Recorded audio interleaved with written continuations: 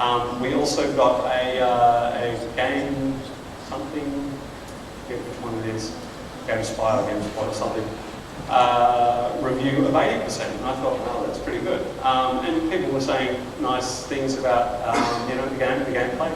They were saying, I think, but the important thing here is this line here.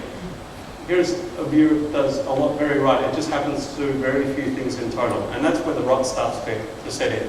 Because we also got lots of terrible reviews. We got killed on the terrible reviews. Even though we got 80s and 70s, we got 40s as well. And no matter how many 80s and 70s you get, if you get a 40 or a few 40s, your Metacritic score is screwed. And you can see the same themes popping up here. Repetitive and limited, repetitive. Realize ace kill wasn't effective. Lack of a map system, there was no radar, so you don't have situational awareness in the game. The pilots, the AI wingman pilots in the game were ineffective. And it would be less repetitive if they did their jobs. So this is where, as I say, we got hammered. We got hammered on the repetition, the lack of variety, and a few small things which unfortunately we couldn't fix. Conclusion. So after this we might have some time for a couple of quick questions. So things to learn here. Disparity between the button and the scope. That set us off on this bad course all the way through the project. The team put too much emphasis on the technology rather than on the actual, getting the game done. So, it was this blue sky attitude where everything was going to be great.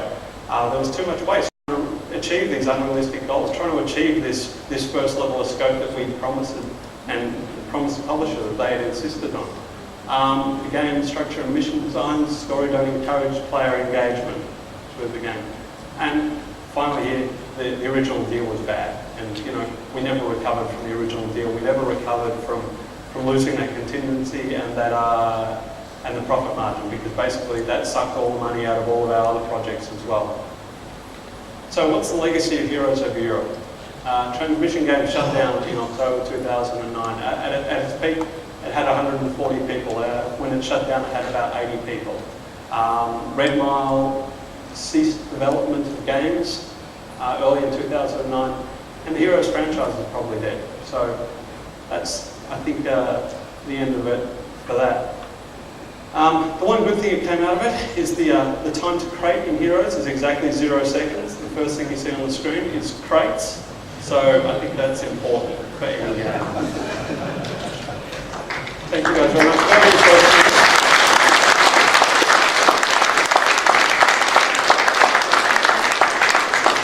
We've got 2 minutes left apparently. Questions back. Yeah, you did a good summary of what you're talking what the problems were. I was interested in whether you did any analysis about why your lead team, your top level, so many of them left. It seemed like those are pretty... Yeah, okay. I'll do it quickly because we don't have a lot of time. First thing was basically the team that were brought on at the start of the project was in fact almost entirely a new team, right? They were brought in from outside the company, so they didn't have have a built-in kind of, not appreciation, but goal to see the project through. There were people that we picked up from elsewhere, and they left pretty rapidly, right? They left in the first year. So then we brought on internal guys, our proven internal guys, and we settled them with a project that was already going bad and was tough. So they left after a year, and then we finished the project. So, a deeper analysis is probably a bit longer than that, but we don't have a lot of time. Tony, at the back? Yeah, I think you're pretty harsh on your engine team. An engine team should be enthusiastic and should be trying to do all these wonderful, cool things, but it's the job of a good technical director to rein them in and ensure that they do the right thing. Yeah, true. The direction there came from the technical director to create this whole new engine, and it pervaded the engine team. So I don't want to single out individuals, but as a collective, the idea was not very good. Yeah. And it didn't fit in with the scope of the game. I think World War II flying games sell between 500 and 700,000 copies, right? And basically what the plan was for Heroes was to try to jump from Ace Combat 1, which is what Heroes 1 was, all the way to Ace Combat 4, right? without going through Ace Combat 2 and 3 on the way through, and doing what they did, which was incrementally improving and building up their audience on the way through. So they went straight from marginal success to try to get a hit. And I know that David Jaffe said, yes, they try for hits, that's fine, but be realistic about the actual possible number of sales that you could get out of the game as well. Because no World War II flying game has ever sold 1 million copies, right? And you know, if you're going to bank or if you're going to bet the bank on being the first one to do it, then you know, well, that's your own fault, really. For any consolation, I've seen very similar things happen in other studios as well. So it's quite common, unfortunately. Well, maybe we can all learn from it now. We'll talk about it. Questions?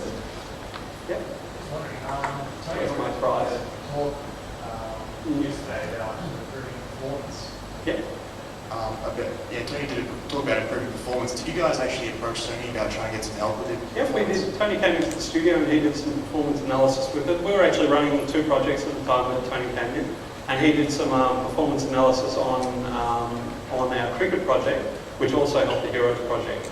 On the Heroes side, we did a lot of performance analysis with a service that Microsoft offer where you send them a game and they'll do pixel captures and kind of take you through line by line particular areas that are slowing you down. Which is, I think, a service that Tony is offering us more of in the future, which we're going to use the hell out of. So, you know, if you need any performance analysis, we've got a guy here in the country who can do it for you. So make sure you use that, utilise that, and utilise the services the publishers that Microsoft offer. I'll take one more question. 2. We'll be real quick. Yeah. What's up, Mario? Just after all the hardship in that last year of development, how did you motivate the team and your people to just keep going? They got to keep their jobs.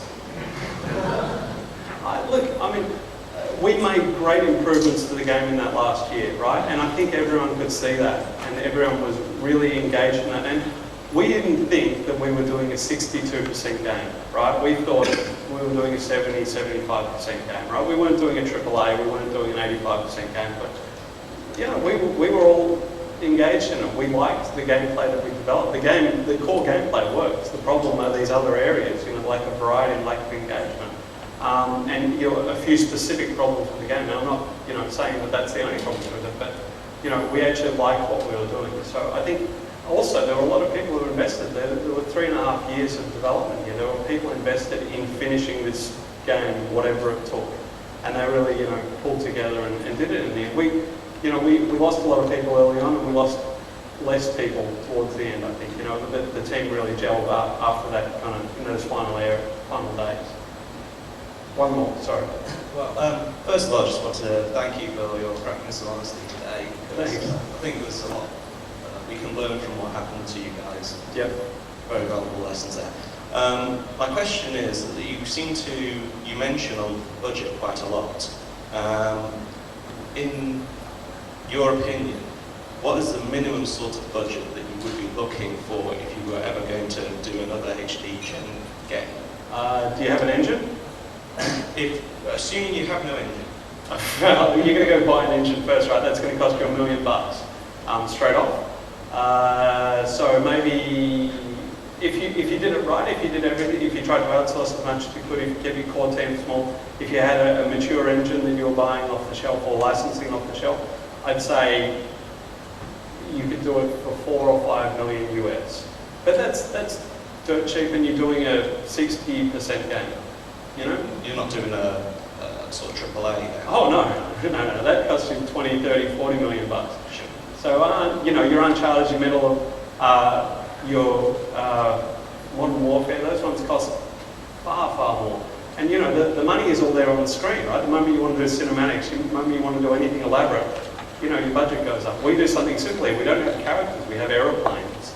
You know, they don't need to animate other than, you know, in a simple way. So, you know, there are lots of things you can do to keep your budget down, but the moment you try to do a game that means that you have to have a high budget, you know, if you try to do it for 5 million bucks, you're going to be in all sorts of strife. And I think to follow up on that point, I think that there's Gears of War, the original Gears of War. There's I'm not sure if we have a representative here of Epic.